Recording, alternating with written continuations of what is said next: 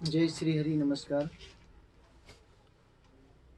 कुछ स्थितियां समाज में इस प्रकार की बनी हैं कि हम लोग कहीं ना कहीं कुछ त्रुटियां कर रहे हैं, जाने या अनजाने कहीं ना कहीं हम लोगों से कुछ गलतियां हो रही हैं, उसे हमें स्वीकार करना ही पड़ेगा। हम ही लोग कहीं ना कहीं पेड़ों के पत्तों को सजाने में लगे हुए हैं, परंतु मूल जड़ की तरफ हमारा रुख नहीं जा पा रहा है, हमारा ध्यान वहां पर आकर्षित नहीं हो पा रहा है। हमारे कहने का तात्पर्य मात्र इतना है कि हम जो ब्राह्मण के बड़े बड़े जो संगठन हैं, जो पदाधिकारी हैं, जो ब्राह्मणों के हित में अपनी सेवाएं प्रदान कर रहे हैं, उनका मार्ग भी सही है, परंतु कहीं ना कहीं हम मूल जड़ और मूल आधार से की तरफ अपना दृष्टि को नहीं डाल पा रहे। कहने का तात्पर्य मात्र इतना है कि जो 16 संस्कार हमारे वैदिक साहित्य में है, उन संस्कारों की तरफ हम विमुख होते जा रहे हैं, उनकी तरफ हमारा दृष्टि नहीं जा पा रही। कौन है जो प्रथम आयाम में विवाह आयोजन जब होता है तो प्रथम आयाम में जिसको रखना चाहिए, आज हमने उसको अंतिम पड़ाव पे रख दिया। सारे उत्सव करते हैं, नाचना गाना, बैंड बाजा, डीजे, मंच आयोजन, सब कुछ आयोजन होता है, और आखिरी पड़ाव पे हम वहां पे फेरे में हम बच्चों को ले जाते हैं विवाह आयोजन के लिए, सबसे आखिरी में। और वहां पर भी हम ब्राह्मण देवता से बोलते हैं कि पंडित जी जल्दी निपटा तो, फटाफट, लेट नहीं करना अपने को। कौन है वो लोग? और कौन है वो लोग जो अपने बच्चे के विवाह आयोजन के 2 दिन पूर्व उसको संकल्प दिलवा रहे, जनोई करवा रहे हैं और उसको ब्रह्मचर्य की कसम खिलवा रहे हैं, और 2 दिन बाद उसका विवाह आयोजन कर रहे हैं? कौन है वो लोग?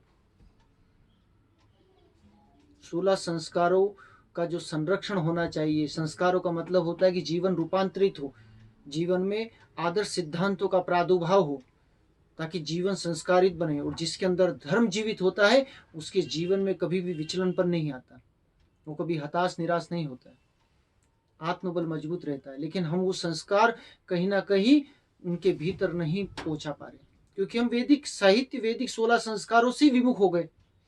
तो 16 संस्कारों के संरक्षण का हमें सबसे पहले अपना दायित्व निभाना चाहिए। तो मेरा उन सभी जो ब्राह्मण के संरक्षण, ब्राह्मणों के हित के लिए काम कर रहे बड़े बड़े पदाधिकारी, उनसे अनुरोध करता हूं, मैं प्रार्थना करता हूं, विनती करता हूं कि आप आगे आए और 16 संस्कारों को बचाने में अपना योगदान प्रदान करें, और ब्राह्मणों के हित में वैदिक कर्मकांड जो कर रहे हैं उनके लिए, उनके संरक्षण के लिए आगे आए, उनके लिए साथ दें, उनको सहयोग करें।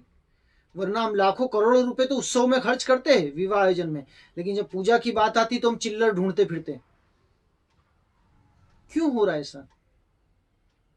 क्यों स्थितियां इस प्रकार की निर्मित हो रही है? हम आगे आके उसके लिए तो बोल नहीं रहे, बड़े बड़े आयोजन कर रहे, धरने दे रहे हैं सनातन संस्कृति के लिए, ब्राह्मणों के हितार्थ के लिए। तो इनका संरक्षण कौन करेगा? ब्राह्मणों के हित के लिए कौन आगे आएगा? कोई माई बाप नहीं ब्राह्मणों के लिए बोलने वाला। ब्राह्मणों का उपास, हंसी मजाक उड़ाई जाती है शादी ब्याह में, और इस आयोजन को एक खेल की तरह निभाया जा रहा है। लोग बाग सिर्फ एक संस्कार, वो भी इसलिए कर रहे हैं कि करवा लो भैया जनोई, 2 दिन पहले तो करवा लो कम से कम, क्योंकि माला में लोग बाग बोलेंगे अरे जनोई तो करवा लेते, उसके पहले विवाह के कैसे कराओगे आप? जनोई कराना जरूरी है। तो लोगों के डर के लिए, भय के कारण हम करा रहे हैं।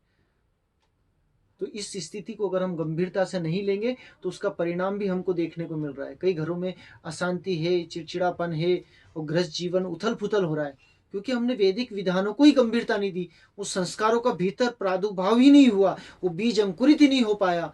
तो फिर हम जीवन के आगे के आयामों के विषय पे कैसे प्रार्थना कर सकते कि हमें शांति और समृद्धि की प्राप्ति हो? तो मैं पुनः आग्रह करता हूँ जो बड़े बड़े ब्राह्मण संगठन पे पदाधिकारी हैं कि वो अपना रुख इस ओर करे, इस जड़ को संरक्षित करने के लिए 16 संस्कार जो किए जाते हैं इनको प्राथमिकता दे, ब्राह्मणों के हित के लिए आगे आए, और कर्मकांड जो वैदिक विधान है इनको गंभीरता से ले।